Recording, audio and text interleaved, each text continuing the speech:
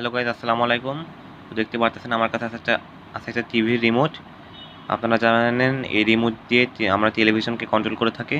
এখানে বেশ কিছু সুইচ থাকে, মানে বাটন থাকে, যেগুলো প্রেস করলে সেই বাটনের সিগন্যাল অনুযায়ী টিভিটা কাজ করে থাকে।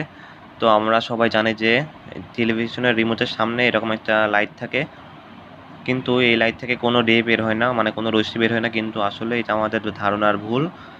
কেননা এখান থেকে একটা রে বের হয়, যেটাকে বলা হয় ইনফ্রারেড রে বা অবলাল রশ্মি। এই রেটার তরঙ্গদৈর্ঘ্য 700 ন্যানোমিটার থেকে বেশি, আর আমাদের চোখ 700 ন্যানোমিটারের কম, 400 ন্যানোমিটার থেকে বেশি এবং 700 ন্যানোমিটারের কম পর্যন্ত তরঙ্গদৈর্ঘ্যের আলো দেখতে পায়। যেমনই দেখেন, এই আলোটা আমাদের চোখ দেখতে না পারলেও মোবাইলের ক্যামেরা দেখতে পাবে, কারণ মোবাইলের ক্যামেরায় কিছু সেন্সিটিভ সেন্সিটিভ অপটিক্যালস থাকে, যার কারণে মোবাইলের ক্যামেরা এটাকে সেন্স করতে পারে। এটা হচ্ছে বেগুনি রঙের ইনফ্রারেড রে। ধন্যবাদ সবাইকে।